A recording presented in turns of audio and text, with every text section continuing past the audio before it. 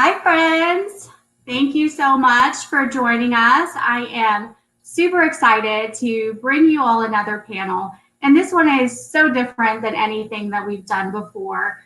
We really want July to be that month of power. So you hear those phrases often like step into your power and own your worth. But what do they really mean and how do you do it? So this is really how I wanted to start this panel discussion today. So this is one like, what if you were told that you were meant to do great things? And everyone on this panel tells people this, right? There is a magic that we all have inside of us, and we're meant to create that. What if you were told that there are people that you're meant to help? And all of these people on this panel do that. So what if we all showed you, and you just really had no idea what you were actually capable of? So that's really why we're doing this Step Into Your Power panel. And I'm so excited to bring our guest. So the very first guest I want to introduce is Aaron Ludin, and I'm not sure that he actually needs a full introduction. So Aaron, say hi, but obviously he's big, local in our real estate community. Aaron is kind of, you first started your career with Cutco Knives, right? And that's kind of how you got into the real estate. And later owning his own business, Branding Co., and now the owner, publisher of Real Producers. Aaron really works super hard and provides such a collaborative space for our real estate community. It's such a competitive market, right? So thank you so much for joining us today, Aaron. Thanks for having me. Absolutely. And then we have the Ted, with his beautiful smile. Again, another one that needs no intro. Ted has worked in all facets of real estate and now business development rep with Freedom Mortgage, but he is most well known for the TED Show, right? And the TED Show, his very charismatic and lovable nature. He is a true connector in our community. He's recently started TED's Community, if I'm not mistaken. And that really is going more into helping people and helping businesses and kind of pushing other leaders forward. And so we're so fortunate to have you today, Ted. Thank you. I'm excited to be here, honored. Definitely. And then Tom Martin. So Tom has been in real estate for nearly 20 years. And Tom really in the last 7 years was in more of a leadership role. And in that leadership role, he's coached and mentored many, many agents to grow their business. He took an office from number 17 to number 1 in a short 2.5 years, if I'm not mistaken, Tom. Yep. And incredible. Yeah. So my first conversation with Tom was he didn't even want to talk about real estate. He was like, I love helping coach and mentor people to grow their business. And this is why we are so fortunate to have him today on this power panel. So thanks for joining us, Tom. Appreciate the opportunity. Thank you. Definitely.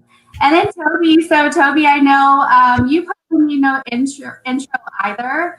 But really what you've done, Tobi, is incredible, right? You've been coaching salespeople and sales leaders for over 20 years. You've coached thousands of top achievers and not just real estate, but in corporate America.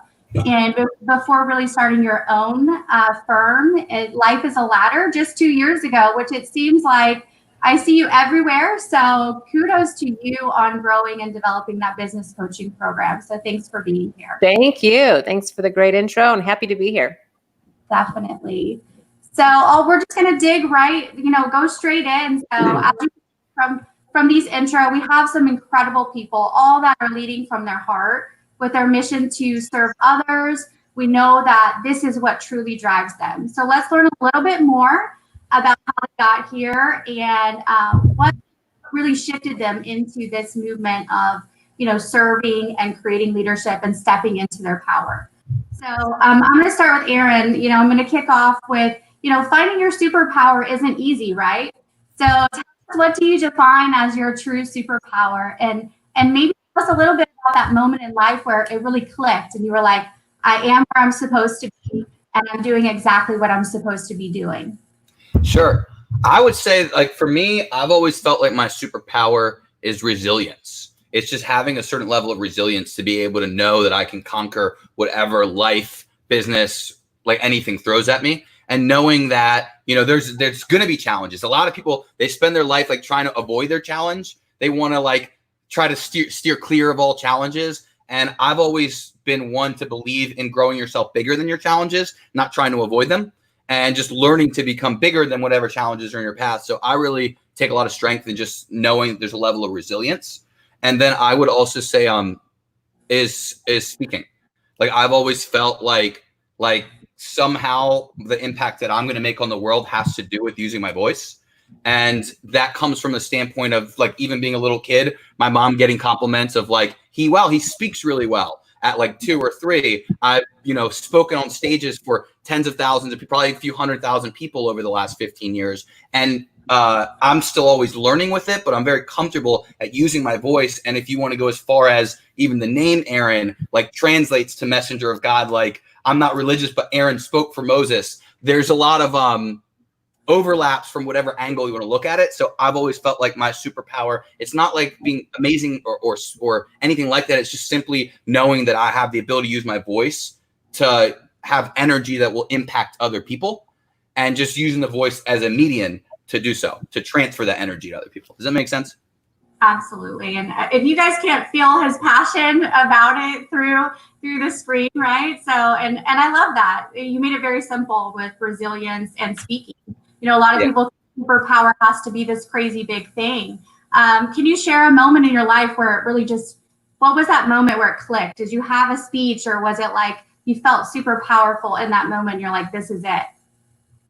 I wouldn't say there was ever just like a single moment, but there have been moments that were impactful as a speaker, depending on how you want to define that. I wouldn't say that there was like a moment where like I'm supposed to speak, but there have been moments that were impactful where I knew I was able to impact a room, or I was able to move an audience, or I was given the privilege of just being able to lead a discussion or facilitate a discussion, and feeling like the energy coming back, knowing that it's being reciprocated, and knowing that other people are having the similar experience. I would say for me has been really impactful. Shit's right in front of me. So like I can think of like, for example, I remember being brand new in Cutco and sitting in one of my first conferences, and the person gave such an impactful keynote speech that I remember thinking like someday I want to do so much stuff that I get to pass it on like this guy did. And it was like 7 years later, I was doing the exact same thing at the exact same conference. So some of these top moments that come full circle, I would say, are definitely impactful. And I keep like small little reminders of things, but I wouldn't say that there was like one moment where it was like, okay, this is it. Does that make sense? Yeah, no, definitely. So it's just kind of accumulation and building that confidence. So Ted, going into you, same question. What do you think is your superpower, and when did you really kind of hone into that and discover? Was there a moment, or was it a cycle or a circle, kind of like Aaron? I love this question. I think that my superpower, listening, is definitely one of them, because I believe that one of the things that makes me unique, or my superpower, is that I have heard feedback. I make people feel like they're really being listened to, and that they're my only focus. I am present with people, and I think that has allowed me to build such amazing relationships, because I think listening is an underrated thing. People don't listen. We were talking about it earlier before we went live. I want to listen to my guests, and so listening doesn't mean waiting for the next response so you can respond. And I think that me being authentic and kind of sharing all of my craziness that I've been through in my life also allows people to feel like they can talk to me and can come to me. I'm an empath, if you believe in that stuff, and I feel like I really can get in touch with how people are feeling. I think sincerity is a lost art too, and I feel like that it goes hand in hand with listening. Just because I listen to you, if I'm not sincere in my feelings back toward you, or trying to mirror it back and talk you through it, those two go hand in hand. And I think there's a moment in the show where at 700 plus shows, so blessed, and I did a show with my pastor at First Presbyterian, David Swanson, and Jim Hobart, who is a self-identified atheist. And I thought, I can have a conversation and let these two people speak. And it was so powerful. And it wasn't because I'm powerful, but they both felt comfortable with me and felt like I created a safe environment for them. And at that moment, I'm like, I'm actually really good at this. And so it was really eye-opening for me. But yeah, I'd say listening. Listening is definitely my superpower. That's amazing. I love that. Listening is something that is incredible superpower. And again, how simple, right? So we all have something inside of us that is our superpower that can make other people feel important or influence other people. And it can be as simple as being a good listener. And that's kind of what propelled the TED Show. So I love that. Thank you. Love it. Tobi, same question for you. Tell me kind of something, what is your superpower? And was there a moment, especially when you shifted to your own coaching business, right? You really had a ton of confidence to jump right into that and start coaching others.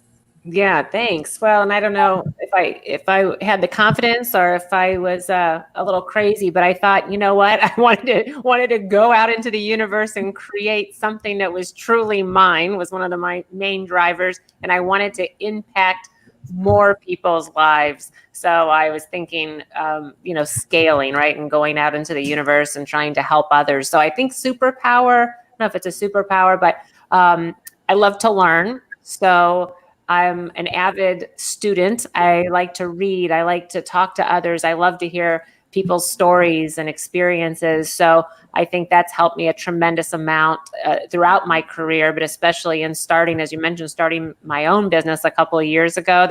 I'm learning things every day, still am. So I enjoy that process of learning. So I'd say that's a big one. And with that learning and that drive and that desire to learn and to educate myself, I'm also humble. I think I'm another trait that I have that goes hand in hand with that is I'm never too big on myself or to have too much experience, or never at a point in my life where I'm not afraid to admit that I don't know something or reach out and get the counsel of someone else. So I always say in my coaching, and it's an honor to be able to work with people along their journey. But I learn from my clients, from my coaching clients, as much as I'm helping them. I'm sure the other coaches feel the same way. You learn things from other people and hearing their stories. So yeah, I think being open to learning new things is probably my superpower. Amazing. I love that. And I love that you're like a student for life. You continue to learn and then share that with your clients. So that's an amazing superpower. Yeah, I know you feel the same way, Amanda, because I'm always watching and reading everything that you post, and I know you're the same way. Thank you. Tom, tell me, sorry to go last. You probably have some of those same superpowers. You can share the same one, but tell us what is yours? Yeah, I like to take all three of theirs and just put them together, right? So I kind of look at it and go, all right, what do others think of me that I've been able to make an impact and an influence on them? So then I look at it that way. Sometimes we don't know our own potential. Others have to really kind of go, you're this guy, you're that individual, you can do this. I think that one of those superpowers that I have is take action quickly. And I'm very, very hungry, humble, and smart. And when you put those three combinations together, I think you got an ideal team player. And there is a book on that called The Ideal Team Player. And I've learned through so many mistakes that being very humble is the key to connecting with people. Seeking first to understand. I'm a very, very high dominant behavior, actually 99 on the DISC profile. So I have a hard time sitting there listening, like Ted's good at that. But I do know. I seek first to understand. And I think by connecting to the individual in front of me by stories, I can make actually an impact because I can build trust. I feel I got a great power of building trust quickly through my own story. Dr. Bernie, I was going to say maybe it's storytelling. Storytelling is a superpower. It is definitely something that a lot of people don't have, and storytelling is an incredible ability. Yeah, I again, you just picked that up for me. So connecting with others, seeking first to understand, and really coming from a place of sincerity and being authentic is key. And I believe I've been gifted with an opportunity also to connect people. So Amazing. Was there a moment that you were like, this is where I'm supposed to be, and this is exactly what I'm supposed to be doing? Yeah, when somebody kind of stood in front of me and said, listen, you don't know what you're saying no to. Don't be so ignorant to the fact that there's many opportunities in front of you that you're not opening your eyes to. Stop and listen and take the opportunity to run with it. So it was that individual that really stopped me. And then I never thought I was a person of influence at all. At all. He did. And it's made me who I am today. So others is really what impacted me about 7 years ago when he said, open your eyes. Aaron's laughing because he knows. I was there, man. Not in the conversation, but I remember seeing it all happen. Yeah. Wow, I love that. How powerful is that, right? And many people that are listening, and that's the whole point of doing this, is explaining that a lot of us have a superpower within us, and you don't even see your own potential. And sometimes it takes a mentor or someone else to really help pull it out. But again, how simple: storytelling, humbleness, things like that, listening and resiliency. Like, those are incredible superpowers, and we all have that in us. So honing it is so important. Thanks for sharing those stories. So we're going to go on to question 2. So there's such a high demand, and I think you touched on this, Tom. I love the book, Humble, Hungry, Smarts. And we talk about smarts, we're talking about emotional intelligence, not necessarily the intellect, right? There's such a high demand for technical skills in our world to really build credibility. But the soft skills are what's huge and so powerful. Those social skills, especially now more than ever, learning to connect with people, social awareness, empathy, all those fun words. So tell us what a major role in developing those skills have played in your life, and how important self-development, self-improvement is, and really harnessing that inner power. I'm going to start with you, Tom. We'll go back around the other way. So that's an awesome question. I had a privilege of having a coach. Her name was Debbie Fratt, and she's a coach on fierce conversations. And let me tell you, she's had many fierce conversations with me. So there is a book called Emotional Intelligence 2.0. I took the test on that, and I come to realize I need to just kind of and listen. So I think that being an avid learner, being learning-based and being coachable is a key to influencing others. And you don't have to know everything. You can learn from others. You can make many mistakes, and you can just continue on. When you try to act like you know it all, that's when there's going to be issues, and that's when you create that separation of you lose your validity. I reference books a lot because I became a really avid reader 6.5 years ago, and Emotional Intelligence 2.0 and those fierce conversations has put me into a position where I am today to recognize, step back, think, how can I contribute for them, not for me? I love that. So you're just a fierce learner. Delving deep into that self-development is so important. Tobi, from your perspective, what have you done, or what tools have you used to really dig deeper into those soft skills? Because it sounds like you have to talk to people every day, right? You're coaching them on something that's so important.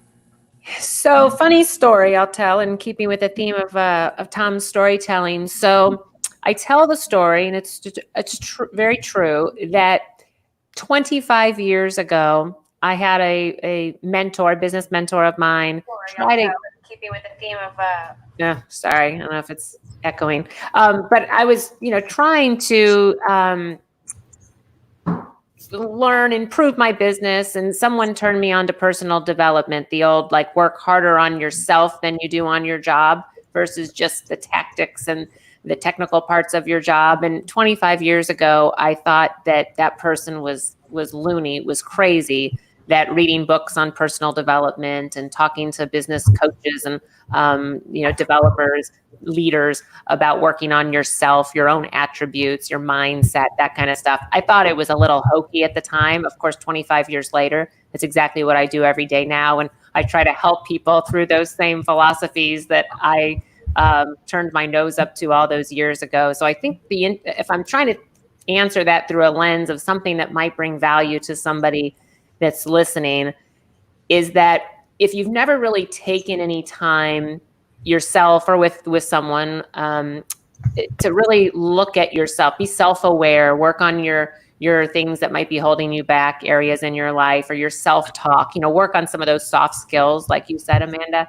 If you've never gone on that journey or started that journey at all, I encourage you to whatever degree you're comfortable to kind of open that book a little bit, because you have to be open to it. First of all, no one can force it on you. You have to be in a place in your life where you want more, where you want to improve, where you want to change habits, right, and make some changes. So it's an interesting thing, because like I said, at the time, somebody was trying to kind of force it on me. They gave me Tony Robbins cassette tapes. And I used to, they would say, oh, listen to this one. And for like 2 years, they kept trying to feed me this Tony Robbins stuff. And it's funny because I love him so much now. But back then I used to say, I feel kind of bad for this guy that he has to listen to this stuff. Like, I thought he was like, I'm like, if he has to listen to these cassettes to kind of get like motivated, I mean, he was very successful, mind you. So that should have been my clue that he was much more successful than I was. So, yeah. But you have to be open to it. And it's been the difference to me, not only financially and business wise, to have a lot more success working on my personal development, but I think it's also a journey that's made me a lot happier just as a human being, right? Content, being able to serve others and look at things in a different light. So I think it's the most important thing in life, no matter what industry you're in, that whole journey of personal development. Amazing. Thank you for that. And again, going back to that smarts, right? And you talked about self-awareness, and Aaron mentioned, like, directly from the book, it's talking about, it refers to a person's common sense about people. And it sounds so simple, but we can walk into a room and pick up on people that aren't self-aware. It's something that in business and in life will get you so far. So I love that message. Ted, for you, if you don't mind sharing. Sure. Okay. I am horrible at this part of my life. I am the worst. I live vicariously through Aaron and his 95 books that he reads a day. I love what Tobi and Tom That's say. why I have to read so many, is to make up for you. Mean, I literally go, oh, good, Cliff's notes from Aaron. I can get the gist of the book. I'm like a 90-day fiance kind of guy. So my self-love is, I know it's important, but I'm not great at this aspect. Like, I read a book called The Go-Giver recently, and it was amazing. And Bob is going to be on the show, the author, next week. So I love books when somebody puts it in front of me and says, read. I'm good. Other than that, I'm scrolling through Facebook. I'm just being transparent. I'm really bad at this. However, I feel like everybody has to find their own way on this. Not everybody is a voracious reader like Aaron. Not everybody is going to love the same things. You have to identify what it is that takes care of you. And for me, it's mostly downtime with my family, downtime with friends, people I love. I love people, so being around people feeds me. Probably something psychologically wrong with me, Amanda, because it's probably diagnosable. But that kind of stuff is what really gets me. I love to hear stories when Tobi shared hers, and Tom and Aaron. Those motivate me internally. But I don't have a good self-love protocol right now. And I just want to encourage anybody who's out there, because I talk to people and they say, self-love, I don't even know what that is. Look, it could be a massage. It could be spending time with your favorite friend at a restaurant over cocktails or coffee. You have to kind of find what it is and not allow everybody else to define it for you. But I'd love to hear stories like Aaron, Tom, and Tobi and Aaron's reading motivate me. And I just think that you have to figure out what it is best for you. And for me, it's any kind of relaxation, and I call it mindless TV or mindless YouTube watching or mindless, I call it the TikTok, mindless TikTok. You have to figure out what it is that's going to get you down and bring you up at the same time. And for me, it's the relaxation kind of funny kind of, I don't know. So I'm a work in progress when it comes to that. I love that. So Aaron gives you the Cliff Notes version, which is perfect. Fantastic. I've read, how many books have we read this year, Aaron? I forgot. I think we're on 18 or 19 so far. Thank God, I've got 18 or 19 and books. funny, the ideal player was just this week. So you can find my Cliff Notes on Tom's book, maybe like a few books back. Oh my God. So good. But I mean, again, it's that, a lot of people think self-development is just reading, right? We have to read all these books and read all of this stuff. And it's not necessarily like, even for me, I call myself a high functioning introvert. Like, I'm out and talking to a lot of people. For me, self-development is at home. I need quiet time, and that's kind of like my thing. So I totally feel you as well. I'll probably have a podcast going on in the background, so that's a little different, but that same boat. Aaron, we already know your answer. If I need a good book to read, we know whose page to go to. You're motivating people daily with your quotes and things from your book, so we appreciate you so much. We actually had somebody put a comment that they were looking for some recommendations on books. So if any of you guys want to share in the comments when this is over, would be great. But Aaron, for you, when did personal development really start? Was it when you were back in sales and, you're using it at such a high level now for us? I just want to know, when did that start, and was it a progression that you were so into reading, or did that really just start recently? Well, I was a reader as a little kid. Like, I read all the classics and whatnot when I was really little. My grandma got me really into reading. She's a voracious reader.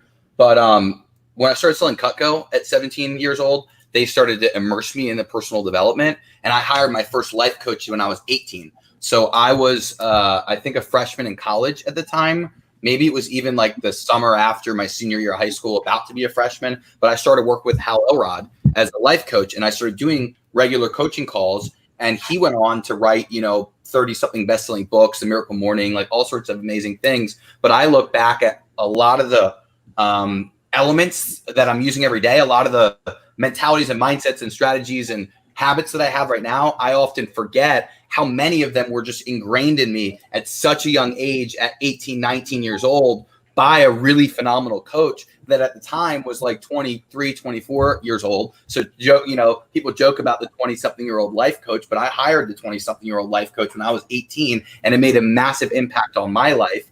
And so I think that's really what got me started. But one of my really good friends and mentors, Greg Reed, he's a prolific writer, and he always says that if you've ever read the book 3 Feet from Gold, he says that you'll be the same person 5 years from now, except for the people you meet and the books that you read. And so I've always really believed that. And when it comes to expanding my network and growing the people I meet and the books that I read, like, I don't know if you can tell, but there's a handful of bookshelves. There's probably a few hundred books just sitting around me, and I read them all, and it's really important to me. And so many years ago, one of my good friends, John Wasserman, he spoke at a conference about how the year he decided to read 50 books, he took on this 50-book challenge, and he said it totally transformed his life. And he talked about all the areas of his life that changed: his business, his health, his finance, all these areas. And the commitment to doing those books was really like the thing, just like some people commit to running a marathon, to get their health better. It's not whether or not they're a great marathon runner. It's like moving them in the right direction.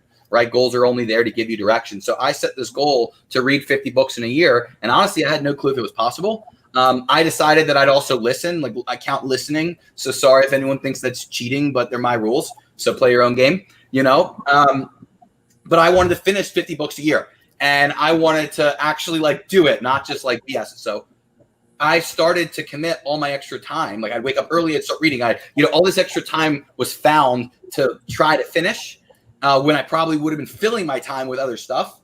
And the first year I ended up reading 63 or finishing 63 books. And that's when I realized, holy crap, if I really pushed it, I really could commit to learning. And so every year for the last 6 years, I've consumed at least 50 books a year. And I've made it really a point of mine because, again, you'll be the same person in 5 years, except for the people you meet in the books that you read. Well, I've read 300 books the last 6 years. And so for me, it's not to brag. It's just because for me, I'm able to grow and get maybe 50 years worth of experience in 15 is my goal. It might not always happen that way. There's still things that have to be learned from actually falling on your face, but I get to pick up a lot from the people around me, and I get to bring a lot to the people around me who aren't consuming as much. And so this year alone, like I had a brain injury in January. I was set back. I was in the hospital for 21 days. And so I didn't read almost any books for the first 4 months of the year. And honestly, I was like, well, I've read 50 books a year for 6 years. Like, it's good. It's good. Like everyone, I had a brain injury. People were like, well, forgive me. It's okay. It's like good. And then all of a sudden I just realized, you know what, screw that. Like, I'm going to still finish 50 books this year. I don't really care. I don't know what it's going to take, but it probably will take a pandemic and a quarantine for me to finish 50 books. But I've done like 3 books this week, and I'm just like, I'm immersed in it. And so that's really like what I focus on is consuming and filling my mind with the right inspiration, the right stimulation to be able to get the ideas from the people I want to be like and emulating. And hopefully it rubs off a little bit. And luckily, I can say, like in my 31 years and the last being in business since I was 17, I can say that being addicted to personal development has been the difference maker in a ton of my personal successes and experiences, for sure. That's a book too, Difference Maker. Yeah. Oh, yeah, that's a great one. But you guys, his superpower is resiliency, right? He's like, screw that, I'm going to do it anyway, and pushes through. So I love that. And again, you don't have to be a big reader. I'm a listener too, so it's crazy the way your mind thinks. And if you're listening and kind of doing something else at the same time, you pick up on exactly what you need to hear, even in those little moments of just listening to a book or listening to a podcast. So thank you guys for sharing on that. I'm going to jump into the next question. So, power is definitely like pushing through fear, right? That scary word, but getting it done and kind of massively leveling up. All of this like seems to require an incredible amount of confidence, or most think so anyway, right? But it comes in so many different forms. There's quiet confidence, that in your face type of confidence. How have you built and maintained your confidence? And, confidence and power having kind of a negative stigma and kind of being out there. How have you been able to overcome that? Let go of any negative thoughts surrounding power and confidence to give other people encouragement to grasp their superpower. I'm going to actually start with you, Tobi, on that one. So I think you said something that was spot on, Amanda, about having confidence and surrounding yourself with people that support you and that see things in you, maybe when you don't even see them in yourself. I think that's really important. The self-talk, the whole conversation around literally what we think about, what we tell ourselves about what we're able to achieve, or what we tell ourselves about what we deserve in life. These are all really important things that are directly tied to our confidence, which is directly tied to our willingness to go out and try new things and take risks. So for me personally, I can tell you, starting my own business, being a solopreneur out on my own after leaving corporate America, if anyone can relate, where they used to get a paycheck in their bank account every couple of weeks, and then that paycheck doesn't come anymore, and you're out there making it happen yourself. Totally, I'll be the first one to admit, and I think all of us on this call, in this podcast would agree, one of the things we all have in common is we're all very open and transparent about our journeys, and I don't pull any punches. I'm the first to say that it totally shook my confidence when I first went out on my own, because I expected things. So there again, maybe somebody listening, this will resonate with. I expected things to look a certain way because of my experience and my work ethic and what I had done up until a certain point. So when I went off in this new endeavor, I thought, by golly, I knew exactly what was going to happen, and it was going to go X, Y, Z. It was going to look a certain way, sound a certain way. Needless to say, it did not at all. And it was great. And it's been a great journey, and it still is. But I had to be willing to say, to be flexible, and to say, just because it didn't end up looking exactly like I wanted, that was okay. But it did shake my confidence. And that's one of those things, I think, that for me anyways, is a constant thing to work on. There again, even though I'm helping others, that's a big piece of what a business coach can do, is help someone and with their confidence. At the end of the day, it's a constant journey. I think if anyone's going to be honest, for everyone to some degree, and social media and being able to see other people's lives adds a whole new element that we didn't have just a couple decades ago. So one of my quotes that I love that I found on Instagram or something was, don't compare your chapter 1 to someone else's chapter 11.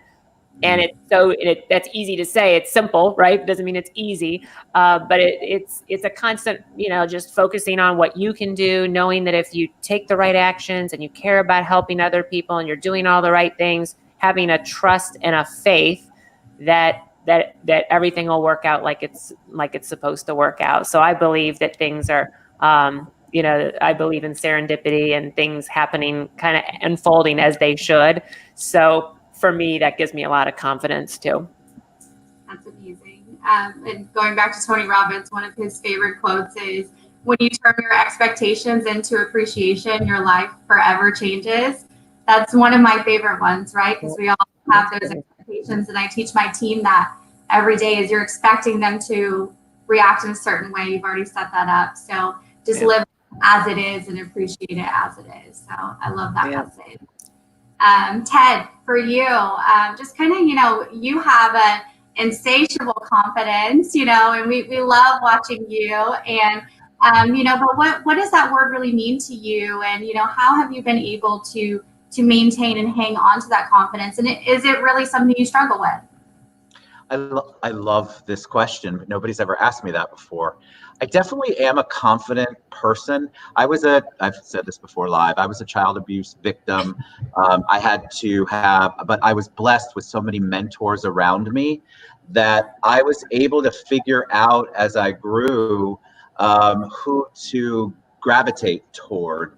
And so even at an early age, I remember surrounding myself with adults who I felt were on my side, in my corner, in my circle, that were there to help me. So I learned from them how to be confident even when the world is telling you you're a piece of whatever and you're not good enough and you're not doing what you're supposed to do.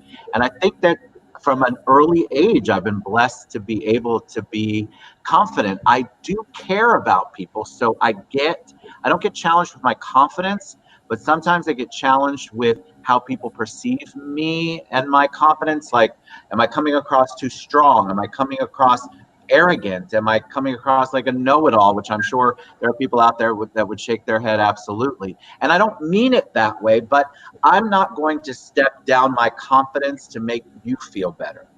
So I'm going to do what I need to do for me, and I'm going to try to pull you up, but I'm not going to let you pull me down. And so the confidence I'm a man of faith, so faith is important to me. I get a lot of confidence from that. But I think my growing up and being blessed by so many mentors, I'm transparent about this. I had 5 years of counseling in college that helped me get straight. I think you have to do what you have to do. But the biggest thing you have to do is get rid of the toxic people in your life, because they will literally drain your confidence and you will not be able to function. It's terrible. So even if they're family members or they're friends you've had for a long time or they're business associates, if they're not in your corner, if they are not promoting you, get rid of them, because that will drain your confidence as well. I love that message. That one hit. I think everybody felt that. That was awesome. Thank Definitely. you. Don't make me cry, Tom. Oh, yeah, I'm a crier. Me too. 24/7. I'll go straight into you, Tom. How have you built and maintained confidence, and especially when we're talking about power and confidence? Ted brought it up. Sometimes it can be perceived as something a little forceful. How do you kind of combat that? And I think a great message is, you don't necessarily have to be big and boisterous to be confident. You have a very quiet confidence as well. Yeah, I think we're all confident in different areas, right? And I've been blessed with confidence in many different areas, and Ted may be blessed in other areas, and Tobi and Aaron and yourself. I'm going to go back a little bit. There's a book called Gifts of Imperfection, and that's by Dr. Brene Brown. And I do a lot of listening also. I listen. So Dr. Brene Brown, her book made an amazing impact on me 7 years ago. It was the book that helped me understand my own worth. See, when we get into a position of victimhood because of our past or our life or circumstances or overcome adversity or guilt, we have to know our own worthiness. And when you can know your own worthiness, you come from a place that you become very humble, and then you can be confident with being authentic. Where people can come across and go, hey, he's confident, but he's arrogant. Or maybe there's an insecurity there. So my confidence is, fear is a liar to me. That's a song, Fear is a Liar. It's a good Christian song. If you listen to it, I listen to it religiously almost every day for a while, because I go highs and lows sometimes. You know, when tragedy happens, whether it's illness or death or relationship issues or work stuff. So my confidence is driven based off of my knowledge. I have to be fully confident in what I know to do something, because I'm going to lead by example in that. I'm very big into health and fitness, and if I go to the gym and I need someone to get me into a different level of conditioning, I'm not going to hire someone that doesn't have that. You know what I mean? I need that.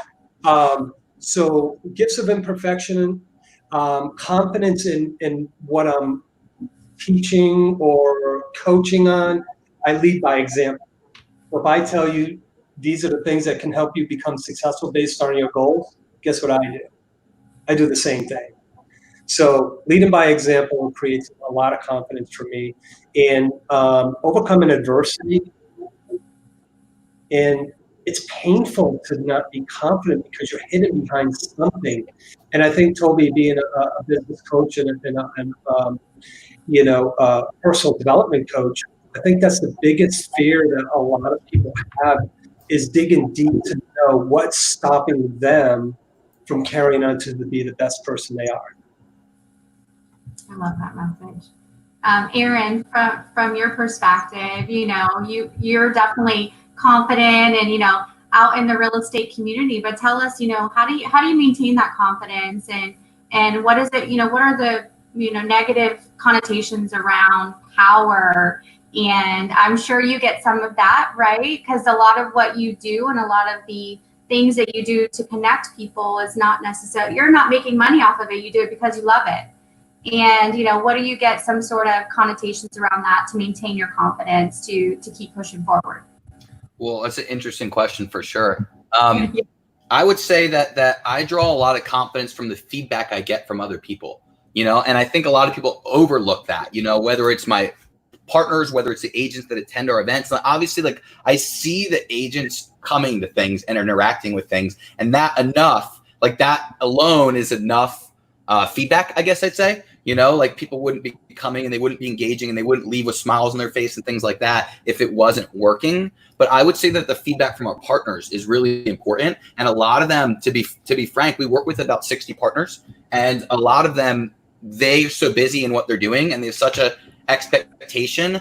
And we've been doing what we've been doing for 3.5+ years now. We've done 30+ events. We've put out 43 publications, and so they kind of have a certain level of expectation. And so the feedback honestly gets lost unless there's a problem. Like, people don't reach out to me and say, "Hey, I love this month's issue. I love that last event," that often, but they will reach out to me if they have an issue with something. And so even though I take a lot of confidence in knowing the majority of our people are happy, the only people I usually actually hear from is the one person that's not that month, or the one person that has, something. And so I try to take a lot of confidence in realizing and just looking back at feedback, looking back at moments. Like, I've got things like on my wall, there's a drawn like cartoon of our Orpies. So I can look and see like the people in the room. I can look at like experiences and things that have happened and draw a lot of confidence and resilience from remembering what's happened, I guess you'd say.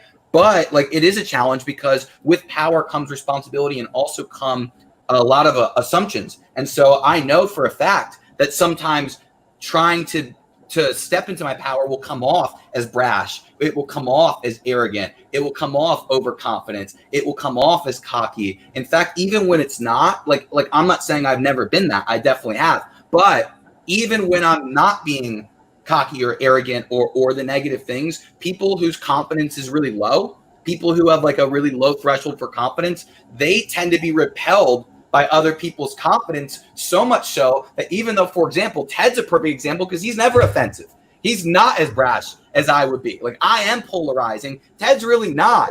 You just might look at how he's dressed and the smile on his face, how many people know him, and say, oh, maybe he's really confident. And if I'm really not confident and I lack that, it's almost a threat. It's almost like he's holding up a mirror to show me how not confident I am. And I may project onto him and say, man, he's kind of cocky, or man, he's kind of arrogant, or whatever. And so I believe that all of us deal with that.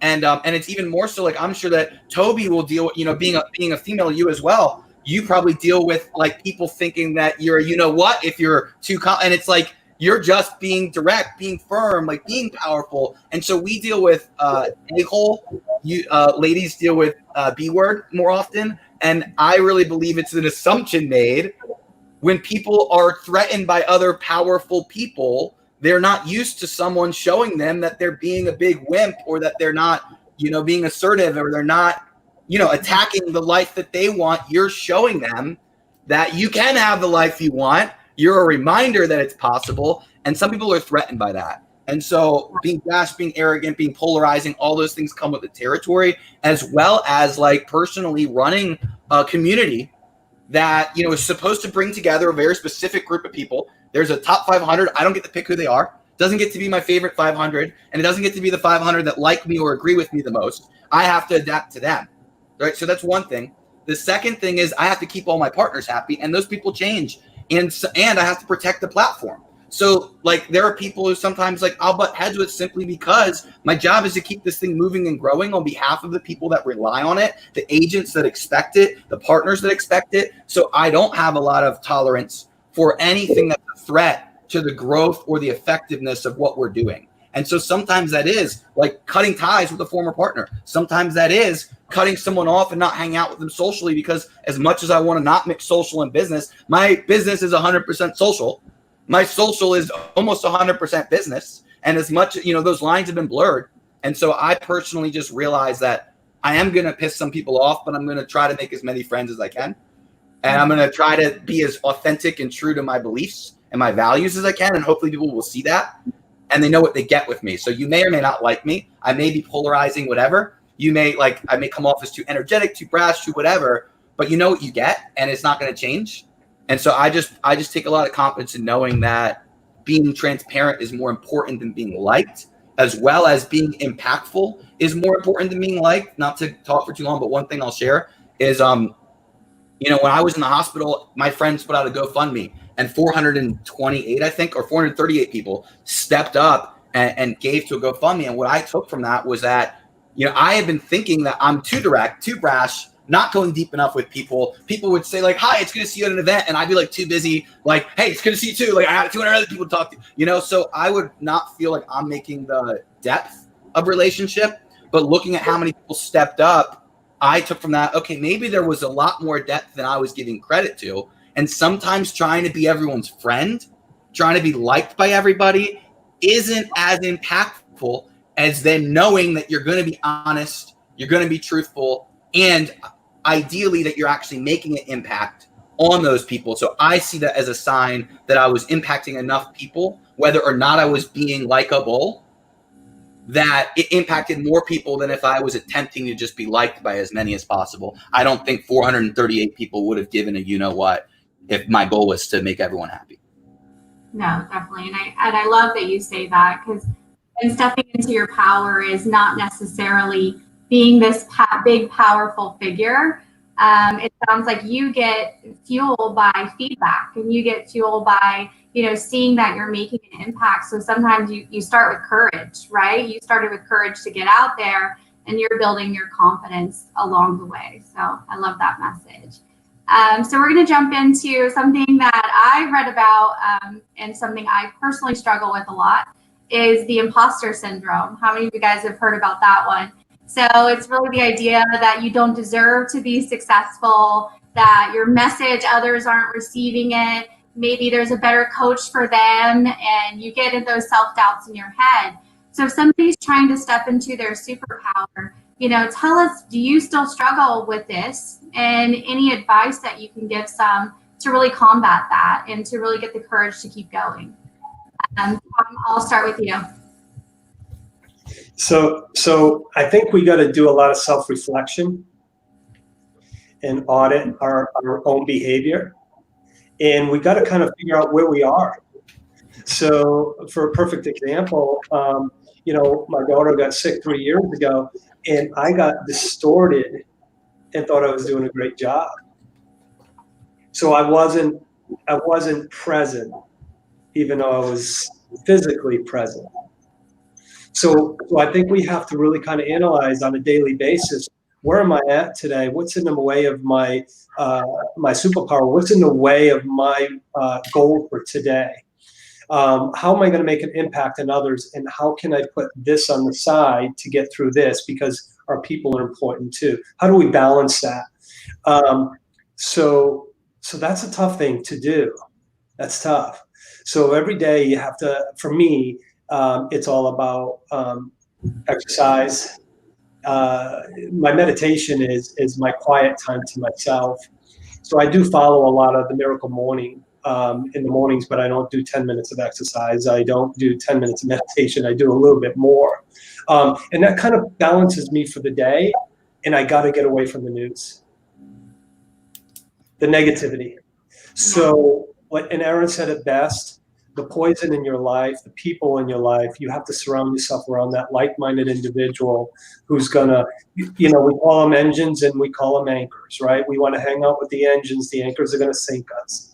So we definitely have to daily reflect on how we're going to make an impact today and what's in the way of doing that. I love that. Tobi, for you, I'm sure coaching business owners, I talk to my coach about this all the time personally, is that imposter syndrome, and how do you really, for yourself and for your clients, help them push through that they deserve the success and get that self-doubt out of the way. Well, and not at the risk of making this sound like a male-female thing. Sorry, guys, for just a second. I will say anecdotally and from personally as well, when I work with male and female clients and employees for all of those years, I would say that women, from my experience, struggle with this even more than men, generally speaking, with feeling like, do they deserve where they are in their life, or do they deserve, even worse, do they deserve where they're trying to go? Why me? That kind of thing. Do I have what it takes? It ties very closely. So it's a great add-on additional question to the confidence question. I think for me, I'm a big fan and believer of knowing where to help with this imposter syndrome, knowing where you're trying to go, to really define those goals, business goals, personal goals. I like writing things down and journaling. Really, what is that? I think a lot of people kind of just go through the motions, and they're on this hamster wheel of trying to work hard and do all these things. And it's funny, one of the first meetings I have with my clients, obviously I sit down and say, well, where are we at now? But most importantly, where do you want to go? And it's amazing how sometimes we don't even really think about that. We're just going through the motions and doing all the stuff. And it's like, what are you trying to achieve? So I think if someone's listening and they feel maybe like they're not confident or their footing's a little off, I would say, start writing down very specifically to where you want to go. Where do you see yourself? That journey of development, climbing. I named my company Life is a Ladder as kind of tongue in cheek to imply that life is about climbing. Life is about a journey. It's not just holding on and just, holding on for dear life and just maintaining. Hopefully everyone wants to go somewhere and wants to be better today than they were yesterday.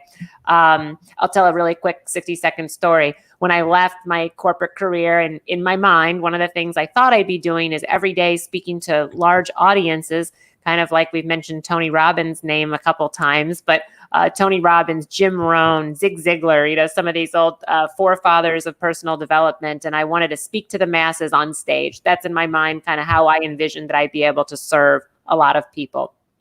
Well, anyways, I would go out, and I still do, and I would tell people when I tried to describe what I was starting, I said, well, I'm going to have a business where I'll go out and speak about, motivational topics and the journey of personal development.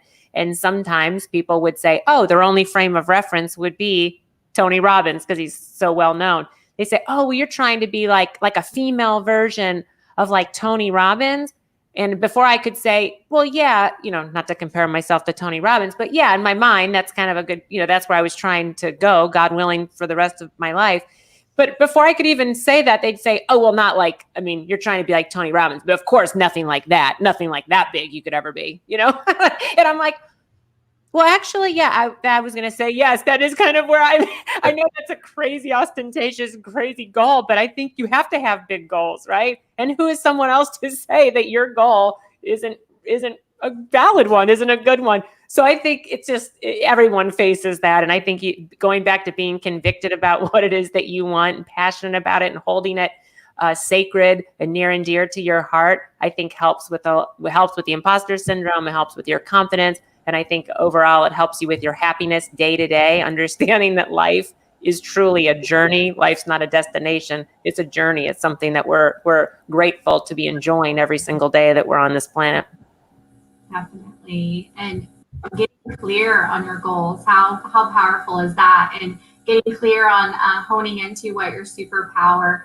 It sounds so simple, and getting out of your own head. I love all those messages. So Ted, from your perspective, do you struggle with this imposter syndrome, and especially for people that are, honing into their superpower or want to really grasp hold of that? Do you have any messages for them to get at those limiting beliefs out of their way? I don't struggle with it. I know that probably sounds pompous, but I just don't. But I'm the oldest one in the group. And so many years of doing all of the things that you all are doing and working on and reading and engaging and absorbing, and I'm doing it vicariously through you, apparently. I don't feel that. I know myself. And maybe that is after, I'm 35, 36. After 55 years, I have realized that I am the best me. And honestly, that's what I want people to do. I want people to, but you can't do it if you're not in touch with yourself, if you are not transparent, if you're not authentic, if you're constantly comparing yourself to everybody on social media. If I want to be like Aaron or Tobi or Tom or Amanda, then I'm not focusing on what I want to do. And a lot of people don't even know, Amanda, when you ask them the question, what is it you want to do? What do you want to be? Where do you want to go? What impact do you want to make? They've never thought about it. And so they live in a world that has been defined early on or defined by someone else. And because it's a comfortable world, you sit in that world and you stagnate. You are constantly in the same place over and over and over again. And then you wonder why your life isn't moving like an Aaron or a Tobi or an Amanda or a Tom. And so what I encourage people to do is listen, you got to get in touch with you. If you're still the wounded 5-year-old that had a horrible childhood, or if you're the athlete who didn't get the scholarship that you wanted, or you didn't marry the person you want, or whatever it is that's holding you back, you got to figure out how to deal with that crap first. And you got to figure out how to make it so that that is not the anchor. Somebody said anchor earlier. That's not the anchor that's constantly holding you down and drowning you. And so I tell people authentic. I tell people I love them all the time. If that's not your thing, hug people. You just have to be real with people and with yourself. And there's no way to get past it or get to past the imposter level if you're not constantly working on not listening to all of those voices that you've had in your head for so long. I love that. And going back to listening, right? You said listening to yourself and getting really clear on where you want to go and what you want to do is so important. Aaron, I know this is something that you speak on a lot, and you definitely give a lot of advice to people on getting out of their own way. And that fear of success is a real thing. And any advice you can give to anyone listening that is afraid if they step into the superpower, what it might look like? That's a great question. Well, I can tell you what works for me. I'm not sure I have necessarily advice for the people that are afraid of it, but for me, I use really 3 things. It's anchors, anchors, symbols, and rituals. So like if you've ever been to Tony Robbins, since we're talking a lot about Tony, he helps install anchors in you. So if you've ever walked on fire, for example, which I'm guessing half this call at least has. He has you doing things that put you in a peak state that you may not remember. For those of you watching that have walked on fire, may not even think about this, but he installed an anchor in you that you can now access at any time if you put yourself back into the state. And so for me, if I'm about to get onto a stage, whether there's a few thousand people or whether there's 6 people, if I need to get excited, I'll go into the other room, I'll go into the back, and I'm straight up going, yes, yes, yes, just like I did right before I walked on fire, right? It's immediate though. Like it's ingrained. It's like the uploaded pattern that immediately I can tap into this state of resilience. And that only took like 3 seconds, not even a full second probably. So that's one like anchor. So anchors, there are things that you can anchor to that you can either, whether it's a song, maybe it's your pump up song, maybe it's your whatever, but that you can place the emotional feeling like a trigger essentially in a positive direction. And you can continue to draw resilience from that situation. So I would say using the anchors. The second one is symbols. So I actually, honestly, I carry and wear a lot of it. Like you'll see right now, like I wear it every single day, and this will probably get me jumped, but like I wear $10,000 reminders like everywhere I go, and that's not to brag, it's to remember. Like, you know, my company bought me this Rolex, they gave me this Hall of Fame ring. You know, I was inducted into a Hall of Fame in my 20s, and that's not to impress anybody out there, because honestly, all it meant was I sold a lot of knives. But like for me, I can see moments that I can remind myself of like the year I wanted to first make 6 figures and win this Rolex. I know how many years I spent not winning the Rolex, 5 or 6 years in a row of falling short and continuing to persevere and try to. I know that it took me 10 years to win this, you know, and at first it was going to be 5. They doubled the number I had to hit on me. So like I remind myself every single day with these little reminders, that picture of speaking, that, you know, even things like this is a Super Bowl football from when the Eagles won the Super Bowl. Like I know what it's like. I can remember what it's like to see a city that spent 60 something years wanting to celebrate something and actually being there on Broad Street 5 minutes after the whistle blows and watching people cry with their grandparents who spent their whole life. And I listened and heard people saying things like, they're crying saying so-and-so never got to see this. And that was just a moment where I even saw, like, when other people step up, what it could do for people. You know, a Hall of Fame trophy from the company. So all these little things I carry, I won't say what it says, but you guys can read it. I carry this in my pocket all the time. It says something about excuses. I don't know if y'all can see that, but there you go. Right? I carry that in my pocket to just remind me, like, whatever is pissing me off, whatever is bothering, whatever my excuses are, like, I remind myself. I sometimes, if I have a day where I really need to focus on something, maybe I've been doing something wrong or making the same mistake a lot, or maybe there's just something that I'm like, this is a really big key that I need to focus on. I'll just stick this little key in my pocket. It says success on it. It sounds really stupid. But when I reach into my pocket and find the key to success, I'll be like, oh yeah, I have to remember blank. And so like, this sounds really simple, but these are some of the small reminders and anchors that I rely on, is remembering that I walked on fire, remembering that that wasn't believed as possible beforehand, remembering the moments, remembering the things that remind me of the resilience. Even this thing, I started carrying this when I had a walker. You know, I had a walker and a blown out back, and I didn't know if I'd ever walk again. And I just kept saying, like, well, F my excuses. So this not only is impactful for me, but it's like a moment that I'm anchored to. Does that make sense? And then the last one is rituals. There's a lot of confidence that comes from the habits and the rituals. So just waking up early and reading a ton of books, just doing it every year, just continuing, like every morning I wake up and I listen to one of my mentors who actually made this, Ryan Stewman. It's a Rewire podcast. It's 5 minutes a day, helps you rewire your mind. Like I start my day filling my mind with inspiration. I think it's Darren Hardy says to litter your mind with inspiration. And so I'm a really big believer in just the ritual of no matter how I'm feeling, no matter what's going on, I'm going to wake up, I'm going to litter my mind with inspiration, and I'm going to, quote, light myself on fire because people will come to watch you burn. If you've ever heard that quote. My one thing is that every morning I have to just light myself on fire and people will come to watch me burn. And that will make everything else in my life easier or unnecessary. And so that's where I overcome imposter syndrome, is getting into momentum. It doesn't matter if I'm the right person. I'm already in momentum. What really matters is whether or not someone's going to stop me, you know, because once I'm moving, I could be the wrong person. I could be an imposter, but unless you're going to stop me, I'm going to keep moving. And that's just kind of how I see things. I don't know if that makes any sense or comes off. No, it's perfect. I take confidence in that. Yeah, no, that's perfect. I think, you know, having those little symbols, and when you look at them, remembering what those symbols mean to you, it is such a good message. Are you guys okay with like 10 more minutes? We got one more question. I know we're running a little over, didn't want to go into anyone's time, but we'll jump right into, so we're going to talk about failure a little bit. So truly stepping into your power is kind of to balance action with surrender.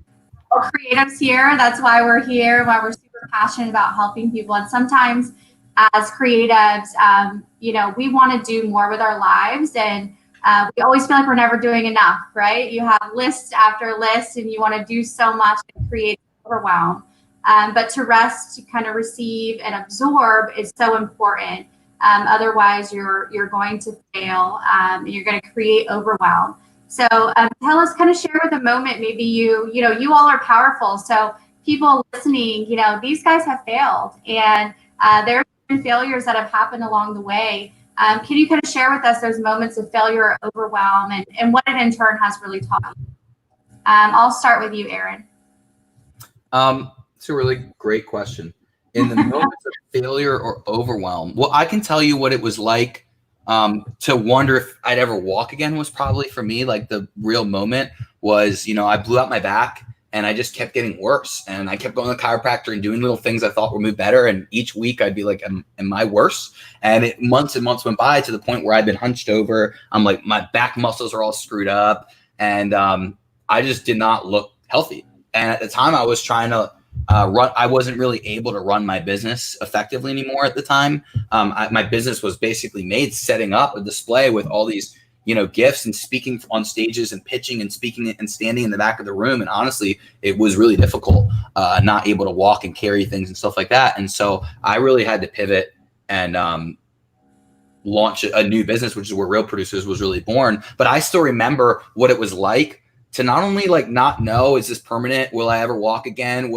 I would literally wonder, I was, I think 25 or so at the time, 26. And I would wonder, am I going to hate the rest of my life?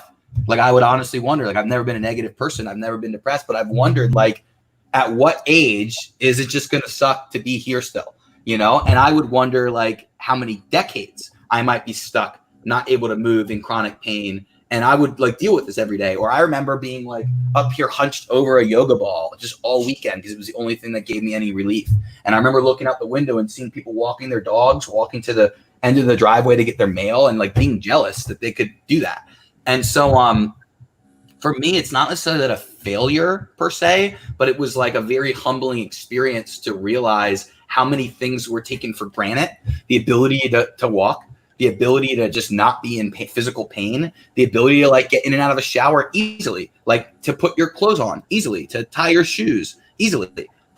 These were all things that I had taken for granted and had taken away from me. And I knew what it was like. And worse, I knew what it was like to try to be functional while being so slow at everything. So I still had to be on time for things, while it took me forever to let my dogs out, to feed them, to get down the stairs, to get up the stairs, to take a shower, to put clothes on, to put the shoes on. All these things were whole feats. And so I wouldn't say it was a big failure, but I would say that that was kind of a moment that would have, it in some ways was a low point in my life. In other ways, it really was a high point, I would say. But in some ways, I can look at that and say, well, it's not going to get harder than this. And honestly, I feel that way all the time. Through this pandemic, through the brain injury, through anything, it's all been well, this isn't as bad as not wondering if I'll ever walk again. Yeah, definitely. I love that message, and just about surrendering, right? And pushing through, and you pivoted, and many of us doing that through the pandemic, like you just mentioned, and surrendering to something we can't control and just pivoting those things and making better choices and pushing forward. So I love that. Ted, anything for you? Any moments of failure or overwhelm where you were able to really surrender to it, and what did it teach you? It's kind of hard to follow Aaron, I must say. That's a story. I feel like the time in my life where I felt like I was failing most was when I sold my insurance agencies and got into mortgage. And I know all of you are going to find this hard to believe, but the mortgage industry is a mess. And I'm also a unique human being. And so trying to marry those two things together, I could not find a company that would take me for my talents. And every time I would get with one and they would promise stuff and hate it. I'm like, what am I doing wrong? What am I failing? That's the first time I really felt like that. And so what I learned from that, though, is that I had to keep pushing through, because the failure wasn't necessarily on my part. I wasn't getting with the right people. I wasn't married to the right company. I wasn't married to the right dream. I was doing things that weren't productive for me. And so as I continued to go through 3 or 4 mortgage companies and thinking this whole industry is a bunch of insane people, I finally landed on one. But I want to tell you that I landed on one, first of all, thanks to Aaron. But secondly, I landed on one where I just went in and said, this is me. This is what I want. This is what I'm going to do. And I'm not going to settle again, because I was settling beforehand, getting half promises and 3/4 of what I wanted. And I was giving in and not allowing myself. I knew what my boundaries were, and I was allowing people to be, I was being flexible with them. So when I went into freedom and said, this is what I want, take it or leave it, thank God they took it, right? So I'm very happy where I'm at. But I felt like a failure before that, and that's because I was not being true to myself, and I was allowing people to manipulate me and do things because I thought it was the right thing in the business, and it wasn't. So we created a whole position for me that was mostly unlike anything else, especially my company had. But I would not have been able to do that if I hadn't failed so many times and got tired of it. Definitely. So knowing your worth, asking for what you want, right? Don't be scared to ask for it. So that's super important. That message is great. Tobi, from your perspective, any failures along the way where you just really learn to surrender and be able to push forward and learn any lessons from it? So now it's my turn to maybe sound, I don't know, like I have a little big ego or something, but, I'm hard pressed to ever think of a time that I have failed. That said, I've certainly made missteps. I've certainly, looking back, could have done things better or differently, made mistakes. But none of us, no one listening to this, none of us have ever failed, right? We are here to see another day. We live in a great country. We have awesome freedoms. I'm sitting in a house that has air conditioning. I have food in my refrigerator. So there's nothing that's a failure, like I said, and that goes for everyone. It's about how I frame it, I guess, in my mind, the perspective. And that goes with, because I like to learn and just bring it full circle, I like to learn about other people's lives and how, like I said, compare and contrast of how grateful and how good that I have it. So at the time, sometimes it'll feel like, certainly if you don't land that client that you thought you were going to get, or you show someone 25 houses and you're a real estate agent and they end up signing a contract with someone else, certainly that can feel like a failure, like you did something. But I would tell you that have faith that it wasn't meant to be, that there's a greater plan. Some of the best things that can happen to us at the time seem devastating, but it could be one of those God's greatest gifts can be unanswered prayers kind of thing too. So definitely, I love that. I love, failure it's a crazy word, right? And I love saying you either win or you learn. And there's a really great book, because life is really all about lessons, and the Infinite Game by Simon Sinek, if you guys haven't read that one, about everything really being an infinite game. There is no win or lose, just playing for the long run.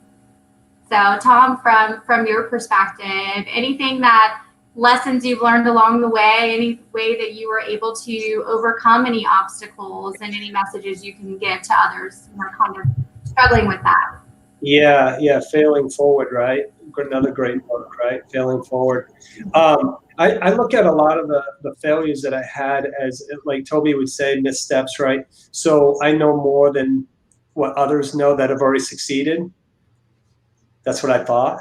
So when I started following systems, tools, and processes from our people who have succeeded at a high level before us, that was a huge learning opportunity for me to go, They already figured it out. Why are you trying to do it? Why are you trying to reinvent something?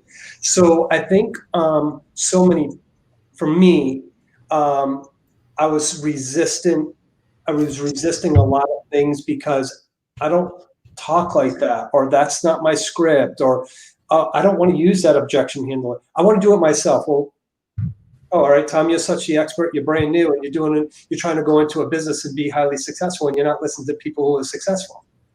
So that would be a huge learning. A thing that I learned is follow what works for people who have done it previous to us. And the other thing I would say is hiring people. I like you. I'm going to hire you. Oh no, they're horrible. I got to get rid of them.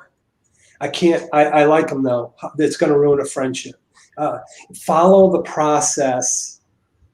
Check the references. I've made many bad hires, so I would say follow a process. Make sure they fit the role. You know what? You're a great person, and I love and respect you, but you're just not right for this. So, failed at that numerous times, because we hire based on our needs at the moment because we're anxious. Hire where they say, hire slow, fire fast. Make sure you have the right hire. So I failed that numerous times. So make sure you have the right hire, the right behavior for the right job. So 2 areas I would say that I failed at and learned valuable lessons. Definitely. I think many people listening can, that's speaking to them. It's definitely speaking to me as well on the hiring for sure. So thank you for that. So going into our last question, it's just really quick, and I appreciate all of your time. But can you leave the viewers today with just one piece of advice or one action step they can take to really push through that ceiling of limitation and begin to hone in and find that inner superpower or their inner purpose? Aaron, I'll start with you. So I'm trying to just unpackage that question.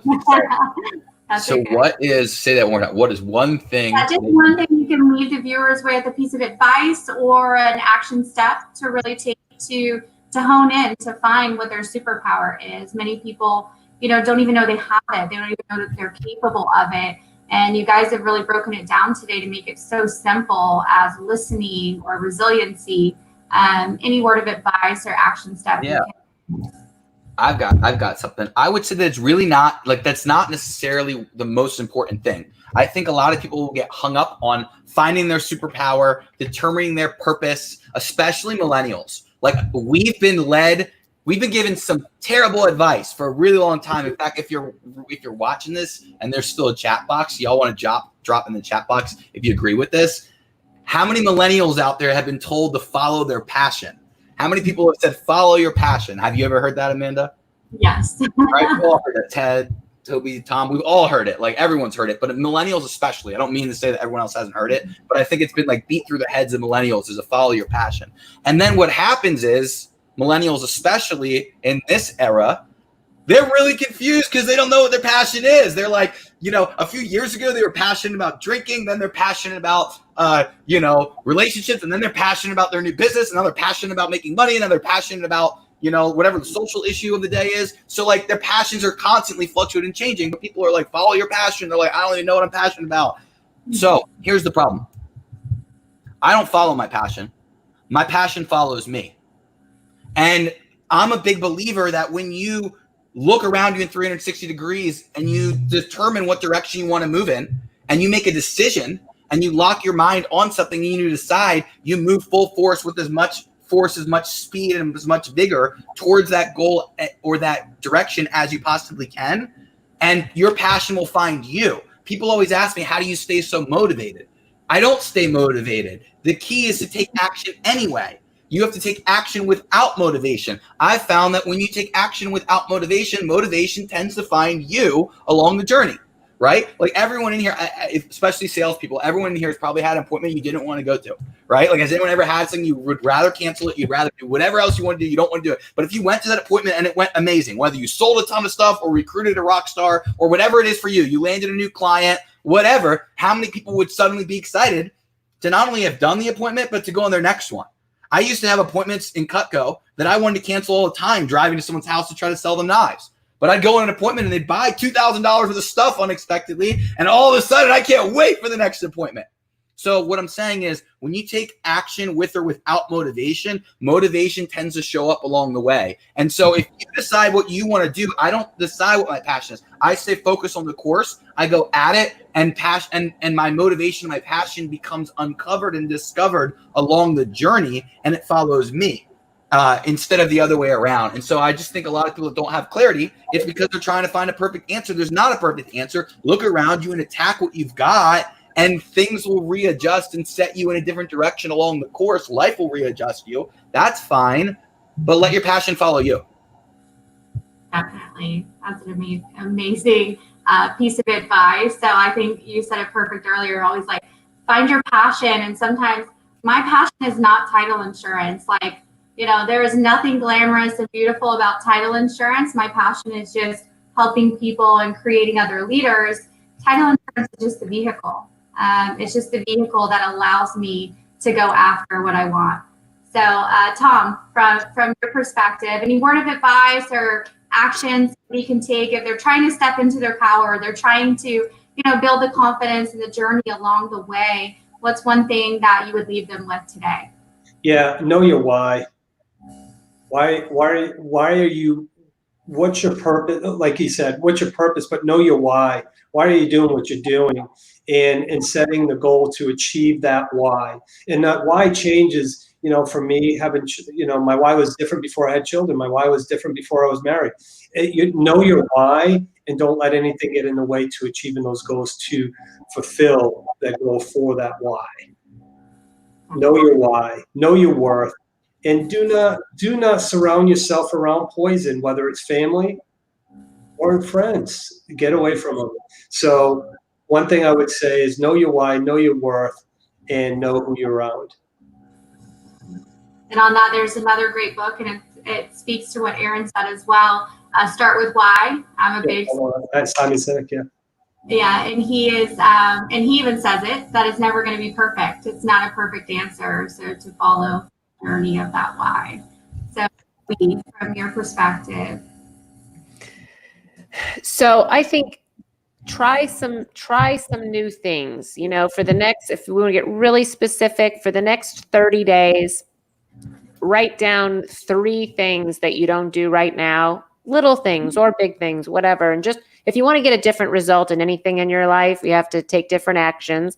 So I think getting in the game, I think we've all said that different ways, just moving forward.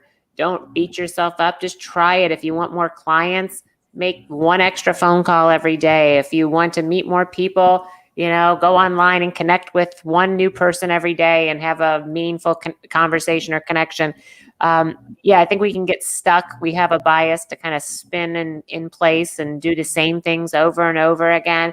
So I think you just got to try new things, and activity begets activity, and you'll have some successes. You'll learn some things. And most importantly, you're kind of moving forward. You're kicking the rock down the proverbial road. So I say some specifics would be, just try some new things, because we're all just here having fun, and you know, this is all just one big journey. So, and thank you, by the way. So I know this is the last question, so thank you so much for having us all on here today, and Amanda for putting this together. It's been an honor.